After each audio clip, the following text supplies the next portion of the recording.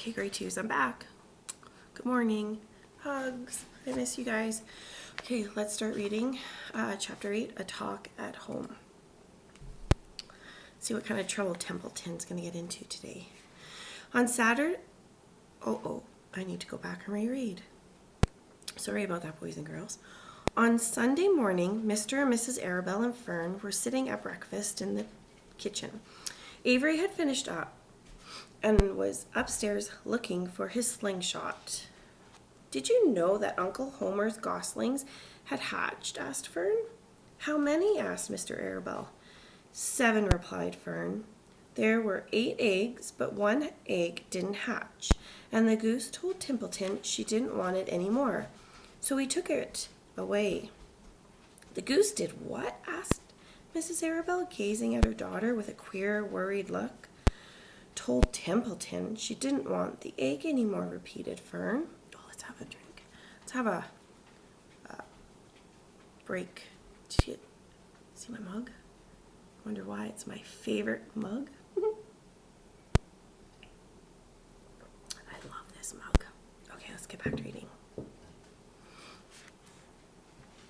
Maybe you guys can take a picture and show me a picture if you have a favorite hot chocolate mug at home, and share it with Miss V and show me, or bring it to Hangouts and sharing. Okay, let's get back to the story. "The goose did what?" asked Mrs. Arabelle, gazing at her daughter with a queer, worried look. "Told Templeton she didn't want the egg anymore," repeated Fern. "Who is Templeton?" asked Mrs. Arabelle. "He's the rat," replied Fern. "None of us like him much." "Who's us?" asked Mr. Arabelle. "Oh, everybody in the barn cellar. Wilbur and the sheep and the lambs and the goose and the gander and the goslings and Charlotte and me." "Charlotte?" said Mrs. Arabelle. "Who's Charlotte?" "She's Wilbur's best friend. She is terribly clever." "What does she look like?" asked Mrs. Arabelle.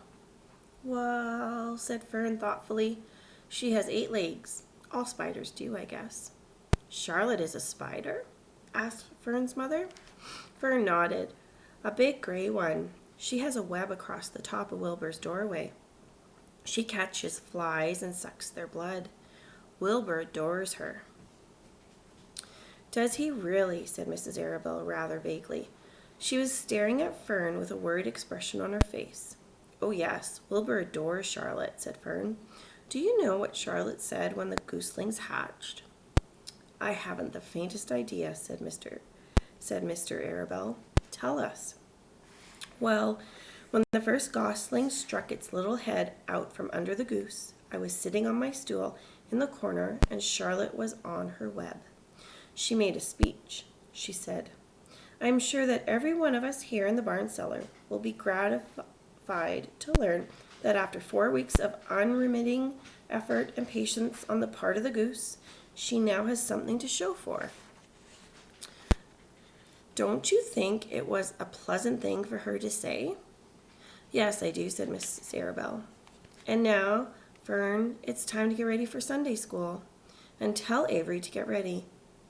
And this afternoon you can tell me more about what goes on in Uncle Homer's barn. Aren't you spending quite a lot of time there? You go there almost every afternoon, don't you?" "I like it there," replied Fern. She wiped her mouth and ran upstairs. After she had left the room, Mrs. Arabelle spoke in a low voice to her husband. "I worry about Fern," she said. "Did you hear the way she rambled on about the animals, pretending that they talked?" Mr. Arabelle chuckled. "Maybe they do talk," he said. "I've sometimes wondered. At any rate, don't worry about Fern. She's just got a lively imagination. Kids think they hear all sorts of things. Just the same, I do worry about her," replied Mrs. Arabelle. "I think I shall ask Dr. Dorian about her the next time I see him. He loves Fern almost as much as we do, and I want him to know how queerly she is acting about that pig and everything. I don't think it's normal. You know perfectly well animals don't talk." Mr. Arabelle grinned. "Maybe our ears aren't as sharp as Fern's," he said. And that's the end of chapter 8.